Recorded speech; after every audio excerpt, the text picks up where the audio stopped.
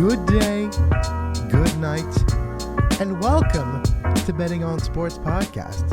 I'm Kevin Laramee, and together today we're going to look at college basketball. It is the college basketball season, and it is the season to get ready for March.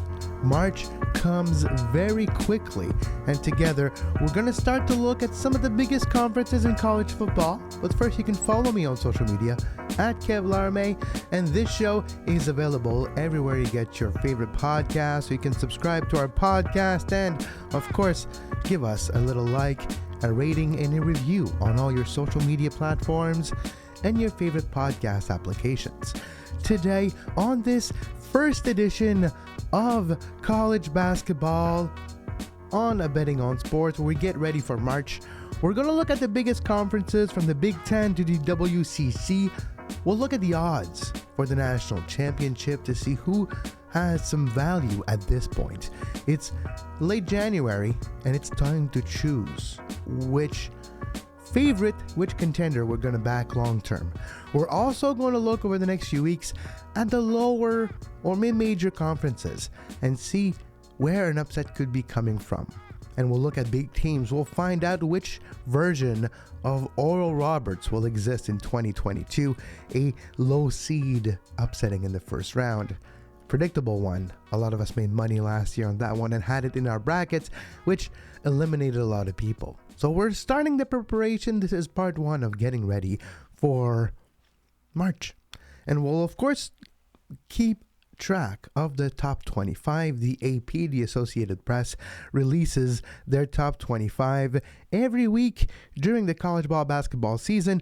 Right now, it's week 11. This came out on Monday. Gonzaga is now the number one ranked team in the United States. Auburn second. Big victory, Auburn, Wednesday night against Georgia. Georgia is really struggling in the SEC this year. We'll talk about the SEC a bit later. Arizona, the Wildcats are doing great. Purdue, the Boilermakers, big game on Thursday. We'll see how they fare. Purdue is one of the sleeper teams. You might have value in Purdue. Purdue has two of the best bigs playing in the paint in the country. Tall and talented, and we'll see how that translates into the conference season that will continue.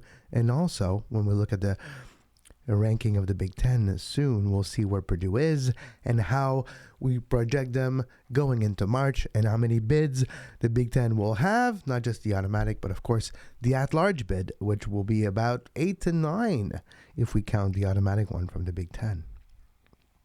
Duke is 6th, Baylor 5th. Baylor were number one not that long ago.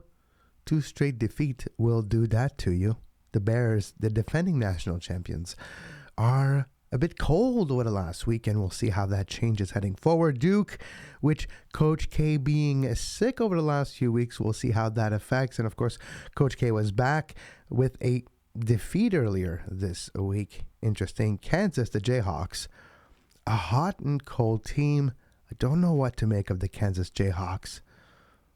I don't trust them. When I did earlier this year, they burned me. So I'm getting a bit cold on the Jayhawks, but we'll see.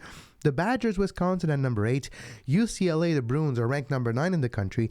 Houston, the Cougars, amazing performance for this program that is learning to become bigger than it was. It will be in the Big 12 not long from now, in just a few years, and it's already starting to augment its recruiting budgets in football and basketball. The biggest, I guess, level differences that they'll be joining as part of the Big 12. Villanova, the Wildcats, upset defeat against Marquette on Wednesday. Villanova will probably drop a little bit next week in the rankings. Kentucky, LSU, 13th, Michigan State and Tom Izzo, 14th, 15th, Iowa State. I kind of like Iowa State. We'll see. I'm not fully sold yet. There was some good performances for the Cyclones over the last few weeks, but also some disappointment. The Trojans, they were one of the last remaining undefeated teams in the country with Baylor, and they both lost on the same night last week. And since then, USC has gone on a bit of a slide. Of course, what you see now, it's the record of the teams as of January 17th. On Monday of this week, Illinois, the Fighting Illini there. Texas Tech, the Raiders, 18th. Ohio State, 19th. Xavier, 20th. Providence, 21st in the country. Loyola Chicago, the Ramblers, and Sister Jean at number 22nd. 22nd in the country. 23rd, it's the Longhorns of Texas. Tennessee is 24th.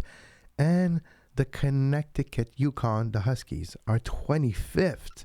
And that is your AP top 25. So we'll remember and we'll look at the movement over week to week. I'm not fully sold on that ranking. I do like to look at the net ranking, and I do like to also look at the strength of schedule ranking, because it's all about who you beat. Alabama is not even in the top 25 anymore, but with the strength of schedule, they would be in top 5. They are, for me, maybe a team with value heading into our choice of future, which it's in the next few weeks. Value is going to go down quickly. If you believe Gonzaga is going to win the national championship, I hope you have him already, because the value is already down. So let's take a look at the odds as of yesterday, or the time you're watching this, January 19th, 2022. Here are the best odds that you can find. Those are consensus. You have it in decimal and American, so I'm going to give both here on the show. Are the odds for college basketball. And that's where you might find value right now, because I believe the national champion will be in these teams, and is reflected by the strength of schedule also. So let's start. Gonzaga the Bulldogs, number 1 team in the country, is the favorite right now at 647. You don't get a whole lot of value. You put $10, you win $64. Plus 547 if you like the MRXO. You bet $100, you get 647 back. Duke Blue Devils are your second odds-on favorite to win the national championship, followed by the Baylor Bears, the Purdue Boilermakers, which would be my choice right now at plus 900 at 10-1. You bet $1, you get 10 back. That is my choice right now. There is value with Purdue. Purdue is in my portfolio heading into March Madness, but right now the value will keep on dropping. If you believe the Boilermakers have what they take, they do have 2 big players that would change any game. And if they can stay out of foul trouble, which usually they do, Purdue is a tough team to beat. The Auburn Tigers, which are the highest in the AP ranking in their history right now, being second in the country, I think the Tigers could be a sleeper here. Auburn could be a contender. And we can find ourselves with maybe an Alabama derby, maybe a rivalry match, an Iron Bowl type of match between Auburn and between Alabama on the basketball court over the next few months during March Madness. That would be very, very fun to see the atmosphere, but of course it will be a neutral ground. Kansas Jayhawks, same numbers, 12-1. The Wildcats, 14-27, plus 13-26 for the Wildcats. There's some value there, but I don't believe Arizona will win. Villanova, maybe. I like Villanova. I like what I've seen, but against Marquette, they've shown that confidence can be an issue. Marquette started shooting. No one could stop Elliott. Defensively, they got burned. And they lost a game where they were heavy favorites. That could be troublesome come March. Kentucky is a sleeper team that there's a lot of value on right now. 18-1, plus 1,700 right now. If you want to back the Wildcat, if you want to back a team that's called the Wildcats, I would choose Kentucky. Just because of the value here. UCLA could be surprising. Fighting Illinois. Illinois has been surprising. They've become a bit cold lately. Do not sleep on Texas Tech. But that's where the value stops. At this point, even Texas Tech, it's a low amount that you just put pizza money on there. You would not bet a full unit on the Texas Tech Raiders to win it all. It just makes no viable sense in my mind, because you need to have a bit more value and a bit more certainty with your money. If you're going to have it tied up for that long, we'll see. Those future bets are always a gamble, and they're always something to be mindful and careful A couple is great. You can lose a lot of your bankroll banking on the wrong future favorite and then trying to cover your bet with other ones. And at the end of the day, only one will cash. And if you don't have it, this was all for nothing. So when you bet futures, always be mindful of what the end game is. And the end game is to cash the ticket. The end game is not just to say, oh, I have this number, it's a great number, I believe in it. You gotta cash the ticket. You gotta cash 52.5% of your tickets and over. Otherwise, you're losing money. And even then, if you start changing your betting amount, you're gonna lose money. It's very easy to lose money. Discipline is something that is very important when looking at future odds and looking long term on what you like. Now, we looked at the national championship odds, and the way to get ready for March now is to look at the favorite teams, because we looked at the conferences, but it's not just number one in the conference. To figure out which team can upset another team. A 16-1 is rare, but it happens. 15, a number 14 winning outright, it happens also. Every year there's a 14 that wins, a 15 that wins. But there's also a lot of 2, 3s, 4, 5 that just win and continues. 8-9 matchups, those are fascinating. And to get to know these teams, you got to watch them early. Now is the conference play. It's the time to watch these teams perform. And I would love to start an overview of the biggest conferences in college basketball. We have about 8 conferences I want to look at today. Just the top of the conferences to see which teams are gearing into form, peaking at the right time, and not too affected by injuries, by COVID, because that will be an issue this year also.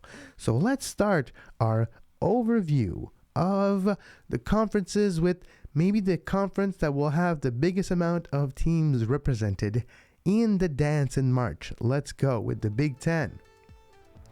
Right now in the Big Ten, the Badgers from Wisconsin are top of the standings. They are 6-1 in conference play, 15-2 overall, a great record at home of 8 wins, 1 loss only. They only have 1 loss on away courts also. 7 straight wins for the Badgers. Illinois, they're on a 1 loss streak, 6-1 in conference, which is very good, 13-4 overall. Not bad for the Illinois. Then we'll go to Michigan State, which has a 5-1 record in conference. Being a conference with about 8.9 projected bids according to top rankings, available Bracketology predictions. You can find that at toprankings.com, which is a great resource for college basketball rankings and also weighted rankings, including strength of schedule ranking, which is one of my favorite things. Purdue is 4-2 in conference. They're 15-2 overall, but you see how difficult it is, and there's still teams that are not ranked properly. Ohio State and their strength of schedule, they face the lower half of this standings already, so they're up there, but they're not going to stay there. They're going to drop a bit. I don't believe that highly in the Ohio State this year. But Rutgers is there. The Scarlet Knights are still high. Purdue, Indiana, the Hoosiers. That's the matchup of the day on Thursday, if you're wondering. If you're watching this after Thursday, Purdue, Indiana could be a very interesting match. Could be a preview, even, of the Big Ten Conference Final, which I do believe Purdue will be part of it. And if things should go according to models and statistics and analytics, at the end of the tournament of the Big Ten, Purdue and the Fighting Illinois should be making a great conference final in the Big Ten. So that could be one of the few teams that you do keep an eye on. 8 or 9 teams that you see on your screen right now if you're watching us by video, which you can do so on our YouTube page at youtube.com/sports podcasting network. And if you're listening to us by podcast, thank you for subscribing and listening to our show. We have also a newsletter that's available with written form of our shows at bettingonsports.substack.com. So 9 teams here a projected bid of 8.9 for Big Ten, would see Wisconsin, Illinois, Michigan State, Ohio State. Those four are going to be in. I wouldn't be surprised to also see Indiana, Iowa sneak in. Penn State, Rutgers, we'll see if they can make it. We'll see if a team like Michigan doesn't get hot at the right time with Howard as their coach. That could also happen. They had a difficult beginning of conference play for Michigan. That's why they're so low. But they could be a team that is dangerous to play against when it comes time to play them in March. And that is always what you're trying to peak for. It's not now, it's March. And March is coming in just a few, in just a few weeks. Yes, but, it's going to come quickly. So that's what we're doing. We're getting ready for March. Now, I want to talk to you about maybe the most difficult conference to play in the entire NCAA. The national champion could be coming from there. That's where it was last year. And yes, we are talking about the Big 12 here on Betting on Sports. The Jayhawks are top of the Big 12. Kansas with a conference play of 4-1. Followed by Baylor. Texas Tech, the Raiders are third in the Big 12. Texas, Oklahoma State, the Cowboys, TCU, the Horned Frogs. Do not sleep on TCU. That's the type of team that could find themselves in an underdog spot in the first round of March Madness. And you would back the Horned Frogs against a lot of teams from different conferences. They are battle tested because they play in the Big 12, maybe the toughest conference in college basketball. West Virginia, the Mountaineers, still need to show a bit more, but 13-4 this season so far. 2-3 in conference. That's where I'm disappointed in Iowa State. They're 2-4 in conference, and we'll see if that can change. Iowa, the Cyclones, they have some expectations this year, still have been put into an underdog position over the last few weeks and have succeeded and covered. So it's a team to always keep an eye on when you look at your menu, at your betting shop. And if they're good odds, or if they're given a lot of points, maybe they'll cover. So keep an eye on Iowa State. Oklahoma, Kansas State are the end of the Big 12, which is a very, very tough conference. I wouldn't be surprised at all if probably about 7 teams from the Big 12 make the dance. Kansas, Baylor, definitely, Texas Tech. But you can have a surprise champion. And that could also be the case with the automatic bid that comes with it. But right now, if you're looking at the percentage to make the dance from the Big 12, you're looking at 100% for Kansas, 100% for Baylor. They're going to be there. Texas Tech, Texas, even West Virginia. Those teams have higher than 80% chance of being part of March Madness. Oklahoma too, but don't sleep on Iowa State. And then maybe TCU. That's the teams that are fringe right now, and they would be in an underdog position. TCU would be about a number 12. So that gives you value when it comes time to do your bracket pick in 2 months, a little less than 2 months. And that will give you maybe some value and some knowledge of which team to back when it comes time to do so. We're going to continue now, and we're going to look at the SEC. The Southeastern Conference is one of the most popular conferences in college basketball. Of course, in football, it's definitely one of the most popular. But here is the SEC and the standings as we speak. Auburn is dominating the conference, still undefeated in conference. Only one defeat this season, 17-1 for the Tigers. Kentucky, the Wildcats are second, 5-1 in conference. Texas A&M, the Aggies are 4-1, followed by Mississippi State, who had one job last night. Mississippi State were facing the Gators last night. That's Wednesday evening. Mississippi State was the underdog, 6-point underdog. But they're playing so good. A lot of models, a lot of alternate lines calculated by a few different statisticians around North America, we're giving Mississippi State as the actual favorite here. The money kept pouring on Mississippi State all day. The line went from 6 to 3.5 at some spot. And Mississippi State did not get the job done. They lost by 8. They did not cover. The books were happy. I'll remember that next time Mississippi comes calling. LSU, the Tigers, 3-3 in conference. Arkansas, Tennessee, Alabama, and Florida. Here are the teams we see on our screen. I do believe most of these teams have a shot of making the dance. Now, if we look at the bracketology, if we look at the projected bids, it's about 7. So 7 teams that we saw on our screen could make it there. 7 teams from Auburn, LSU, Kentucky, Alabama, Tennessee. Then Florida, Mississippi State, Arkansas, even Texas A&M, maybe even Vanderbilt. If Vandy can get their act together and start to put a decent record together, maybe, but they're at a 3% chance of a bid right now. Arkansas and higher, or 50% chance of making the dance. I would not be surprised if the Razorbacks do make the dance, and then they could surprise a team. They would be a 12 seed. That's the type of team that you keep an eye on. Same for Mississippi State and Florida. So those SEC teams, if they are seeded 10 or lower in the first round, could upset a conference champion.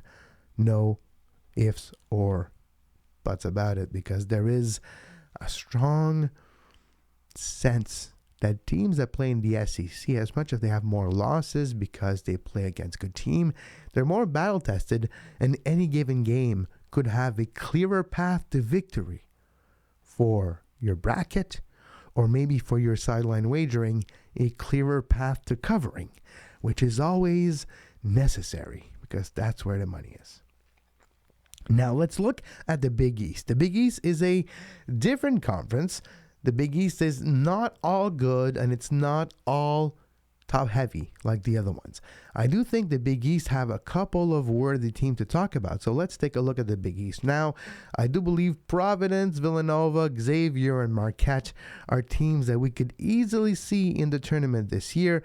But if we look here at Providence, 4-1 in conference, very good results here for Providence, Villanova also, Xavier, Marquette. But then we get to Connecticut, the Huskies.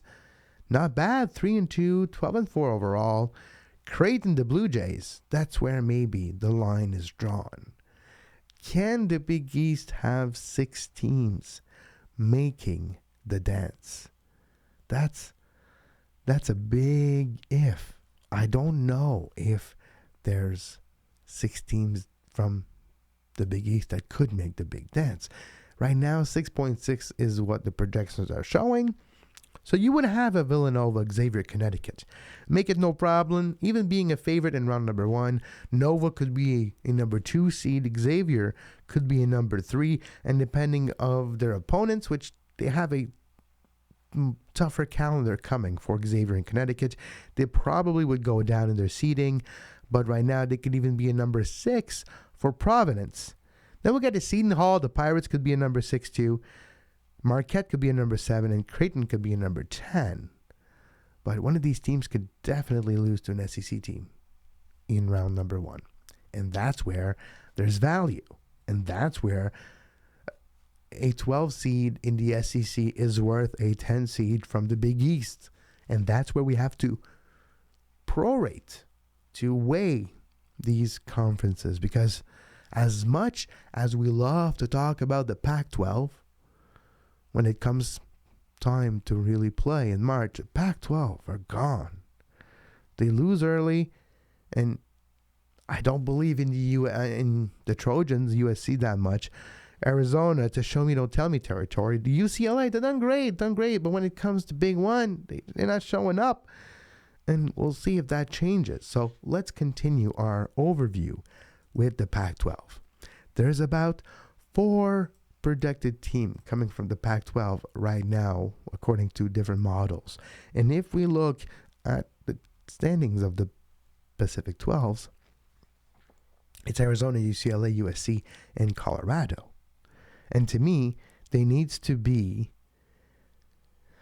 a bit more of a higher sample size to truly get behind one of those teams. I would not grab a future of Arizona, UCLA, USC, Colorado, Oregon, or any of these teams. I don't believe in them as much. Arizona is undefeated in conference, only one defeat this season, and was on the road. They're 10-0 at home, and they're 4-0 in conference.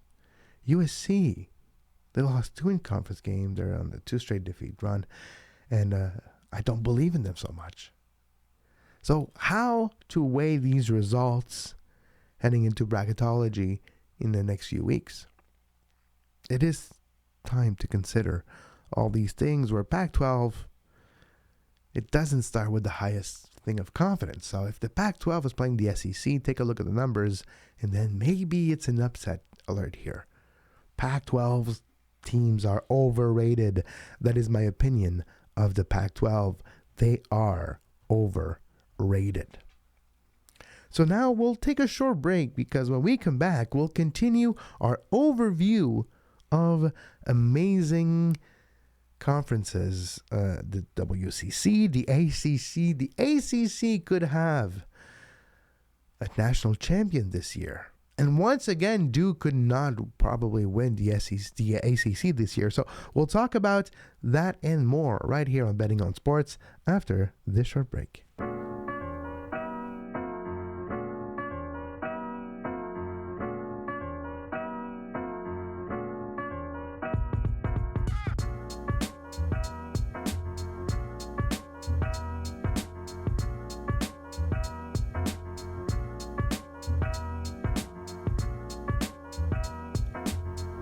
And we're back. I'm Kevin Laramee right here on Betting on Sports. It's our Getting Ready for March special, part 1.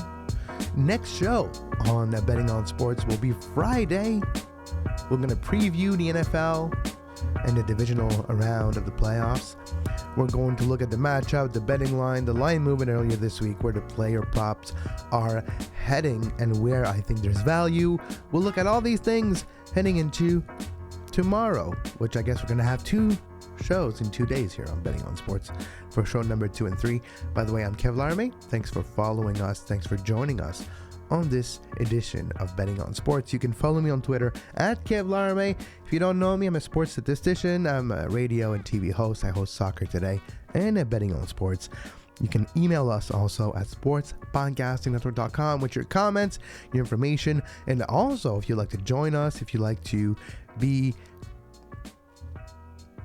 letting us know what your favorite bet of the week are, let us know, and you can find all the information on our website, sportspodcastingnetwork.com.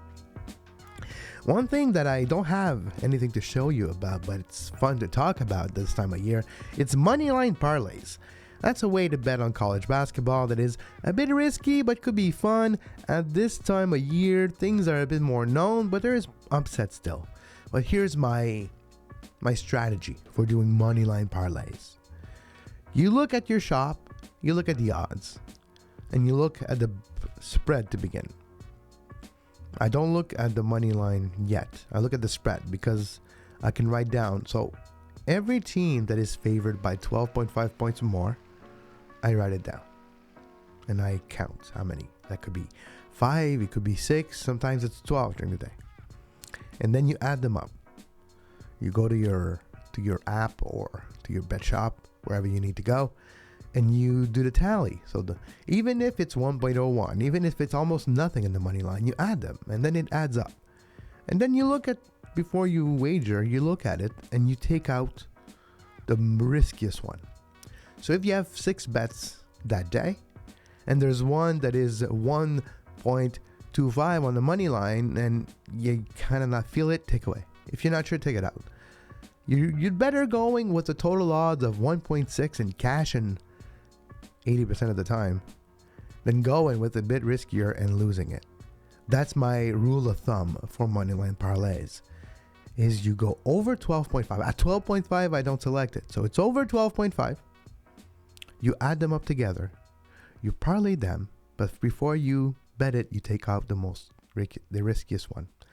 So then you find yourself with a a bet that sometimes it's 1.2. You don't have to do it, but sometimes it's 1.4, 1.5, 1.7, 1.8, and you go for it. And more often than not, over the last 2 weeks, I've cashed 7 of 10 of these Moneyline Parlay bets, which is what you're going for. It's about cashing tickets. It's not about a home run. You don't win seasons with home run. You could win a game, but you don't win the whole marathon. And that's the whole thing. Low risk, a little higher value over the long run will give you some dividend and will give you some reward. We've talked about the Pac-12, the Big East, the SEC, the Big 12, and the Big 10 before the break. So now I'm going to start talking about the ACC, because the ACC is having not necessarily a resurgence. It's haven't really gone away. But this year, it's covered a lot because of the last season of Coach Krzyzewski with Duke. And we're looking at this standings and Duke and how they're playing recently, and it's kind of iffy. Duke isn't as good as the reputation they've had over the last couple decades. They haven't won the ACC in 13 years. They haven't performed amazingly over the last few years. And yes, it's a great recruiting class that Coach K has for his last go-hurrah, and he would love to win the national championship in his last season as head coach of Duke. They're 4-2 in conference, 14-3 overall, 11-1 at home, 1-2 on the road, but they lost their last game, and we'll see how they can move forward. There's still value, but because Duke is such a heavy market, it's a place where people will back their team. The odds are, they're not real. The odds are lowered. The odds are, they're not the third best team in the country. And we can go back to the odds of winning the damn thing. And you can see that Duke is second at 7.94 right now. They're not the second best team by far. They're not in the top 10 in my mind. But they're getting so Duke has no value whatsoever as a future. But Duke could have value as an upset in round number 1. Duke could be seeded lower than we expect when it comes March. And the ACC could have about 4 teams making the dance if they're lucky. Maybe Duke could be that, but it would be a 4 seed. And then maybe there's value at that point on Duke. And I think they're going to regress a bit more before the tournament starts. So there might be value on Duke by tournament time. North Carolina is second, projected to be a number 9 seed. Florida State is third right now in a projected bid standings with a 9 seed too. Then it'll be a battle royal between Miami, Virginia Tech, Louisville, and Wake Forest. I don't think Notre Dame will make the tournament, maybe as an at-large, but even then, 11%, I think it'll be difficult. The thing is, I really had confidence in Syracuse earlier this year. Buddy Boeheim was playing really good, and they seem to have an offensive team. Defensively, they struggled, which is very weird because a Boeheim coach team, usually defensively, they are strong. Syracuse, the Orangemen, are not this year, and they're not even projected to be part of the tournament. Right now, for an at-large bid, they have a 6% chance of making the dance. And for the Orangemen, that will be a big disappointment. Syracuse surprised a lot of people last year. And this year, they could just miss out on the tournament altogether. So that's to keep in mind. Also, Syracuse might correct that, and in the next 3-4 weeks, go up in the standings and just squeak into the tournament. That is also possible. But I don't think it's going to be that easy. They're 9-9 right now. And if you project that in the future, it would be 16-16. And that's not enough to make the tournament. They probably won't. They'll probably win 2/3 of those games and finish 20-12 or something like that. But we'll see if Coach Boeheim and his son Buddy can make the dance. Because that's what it's all about. It's about winning, and you can only win if you're part of it. If you're not in the dance, you can't win it.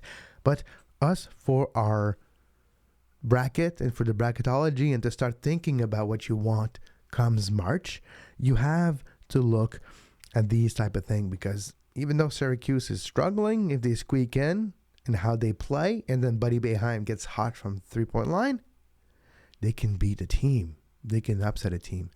And then it's important. In next week's edition of College Basketball, getting ready for March on Betting on Sports podcast, we'll look at the upset possibilities. We'll look at teams from lower conferences, from one-bid conferences, the Oral Roberts, and other teams like that from mid-major conferences and even lower, basically very small places, and we'll look at the possibility of them upsetting a team. There's some great teams in the country that are undervalued and will be undervalued when comes the first round in March. All right. Now, after the ACC, I want to go to the Mountain West. I love the Mountain West, and there's multiple reasons why I love the Mountain West. Not because it's the most competitive, not because it's the most fun. I love it for access. I am located in Canada, but I do have CBS Sports Network on my television package, and the Mountain West oftentimes is a team that is playing here late at night, and I can watch it while getting my things ready for the show and for other projects, and I always love to watch the Mountain West. It also makes me think about this song. A little country for the Mountain West. Maybe it's because of the Cowboys of Wyoming. Maybe it's the Broncos of Boise State. But when I think of the Mountain West, I think country. I think mountain. I think of the Broncos being the best team in this conference. Right now, projected at 2, maybe 3 representative. At large, Wyoming would be fun to see. Do not discount San Diego State. But the thing is there's a few teams here that are way better than we think. Colorado State, even though they got upset last night, don't sleep on Colorado State. When they get hot, they can be dangerous. They can win a game.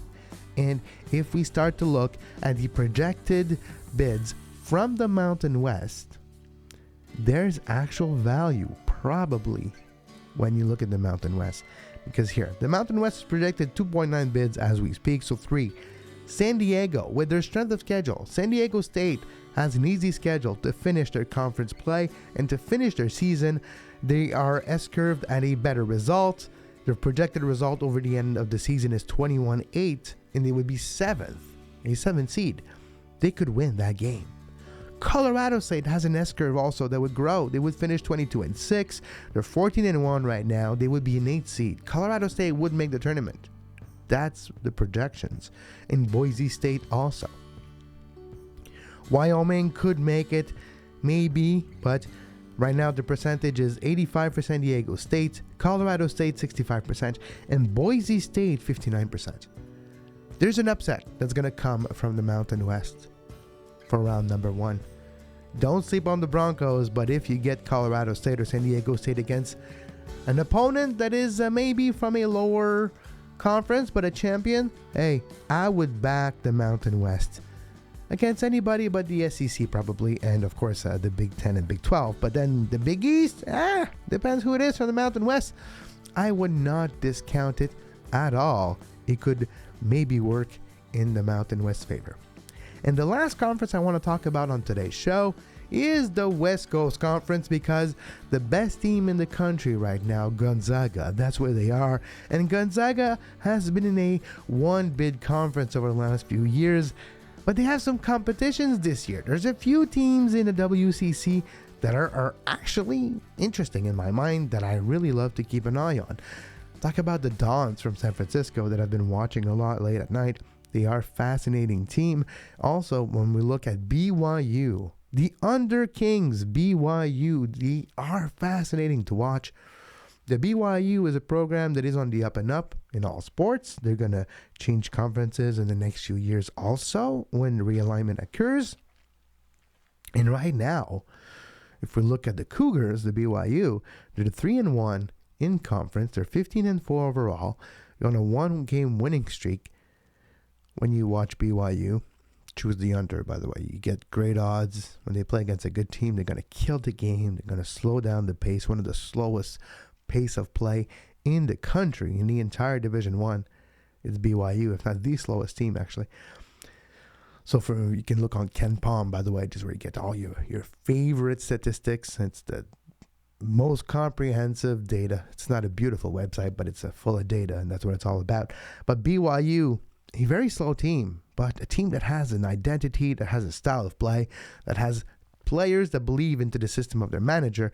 And I do believe BYU could be a good team to back in round number 1 of March Madness. Keep an eye on them. It's early now, but it's a team that could win their matchup if they make the dance. And right now, like we were saying, they are projected to make the tournament. There's 3 teams from the WCC that are projected to make the tournament right now. Gonzaga as number 1. They're even projected to finish the season number 1 of the AP Top 25 rankings. You have 2 losses already, but with their S-curve and their opponents and the strength of schedule over the next month and a half, they're projected to finish 26-3. Only 1 loss is projected for Gonzaga until the end of the season. They're locked to make the dance 100%, even if they don't win the WCC Conference, West Coast Conference tournament. They would be an at-large pick. They're so good. So even if there's an upset there in the final, if by BYU by any chance beats Gonzaga will make it into the dance. It's not a problem. BYU 81%. Where it gets fun is St. Mary's and San Francisco. The Dons have been really good. They're fun to watch. You can watch them oftentimes late night here on the East Coast. And San Francisco is predicted to have a 22-8 record. They're 15-3 right now. They would be 42% chance in. And then we have St. Mary's, which is 22-9 projected record. They're 13-4 right now. They are a 59% to make it in. They could be an 11 seed, which could be an upset here. Because they're good teams in WCC, and they're more battle-tested than they used to be. It used to be you play nobody. Now, there's 2 to 3 teams that are going to test each other in the WCC. You're playing Gonzaga. So if you're in San Francisco, you're playing Gonzaga and you're playing BYU. You fared well against BYU a few weeks ago, even though you played BYU's game and you slowed down the pace, unfortunately. There's good ways where that becomes the other way around. San Francisco is a quick team, and they could keep up with a team like Gonzaga and learn how to play an up-tempo game, and then you never know. Gonzaga got over the hump of losing the national championship last year. And this year, even though they lost a couple of their great players like Jalen Suggs, they still have Drew Timme, who's a consensus player of the year in Division I basketball. And you have the Canadian Nembhard. Together, maybe it's good enough to push it just past the line and get that championship. I would back Gonzaga, and there's still value right now. If you take a future for Gonzaga right now, there's a good chance it works. They want to get over the loss in the national championship last year, and it'll be interesting to see if they can. On that note, we'll keep an eye on the standings and the conferences. Next Monday will be the latest edition of the AP Top 25 poll, and we will talk about it and break it down. And you can find our newsletter that you can subscribe to. It's available at bettingonsports.substack.com. And on our newsletter next Monday, we'll have a little bit of the line movement in the AP Top 25. I'll talk about maybe the most underrated team in my mind in that Top 25 and what to keep an eye on. Next week, we'll have part number 2, where we'll look at the potential upsets. We'll look at the underdogs to keep an eye on, and the underdogs to watch play and watch their composition of teams and see if they have what it takes to maybe upset a smaller team. Size of players still have an important influence on results of game in college basketball. And you need to know if the team you're backing in round 1 has the advantage for the bigs, that their bigs mobile, and their history with the program. Those things are invaluable when it comes time to decide which team to choose as an upset. In the next few weeks, when we look at part 2, 3 of our college basketball getting ready for March guide, we will also have a look at the different brackets and the contest to join. There's the famous ones. There's the ESPN, TSN one. TSN if you're in Canada, the ESPN version. There's also the official ones. There's a ton to go into. And all different sports books have a version of it too. And we'll look at it. We'll look which one is worthy to join and which ones are not, and how to play differently. You cannot have the same bracket everywhere. If you go into an extremely popular one and you go chalk, there'll be 2,000 people with the same damn bracket. You need to do your homework. And this is why we start in January. I hope you enjoyed this show. This was part 1 of getting ready for the madness of March here on Betting on Sports. Thank you for following us. Thank you for subscribing to the podcast that you can find everywhere you find your favorite podcast. You can follow me on Twitter at Kev Laramee, and you can find all the video replays and the video show we do here of SPN on YouTube at our YouTube page at youtube.com/sports podcast network, and make sure you turn on the notification bell so you are aware of when we drop a show. The quicker you watch this show, the quicker you can align your portfolio and your betting with the numbers and maybe get some value before closing line. Those are the ultimate, I guess, goals of any serious bettor, is to get value, and to get value before the line moves too much. And we'll see. But until then, make sure you subscribe to our podcast for the next show that will be coming tomorrow.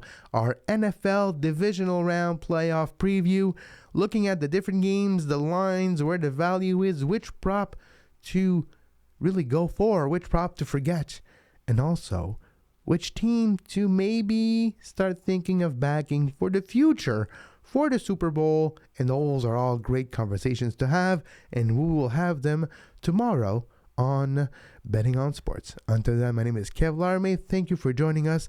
I wish you good luck with your bet. I hope everything goes well. And as always, until next time.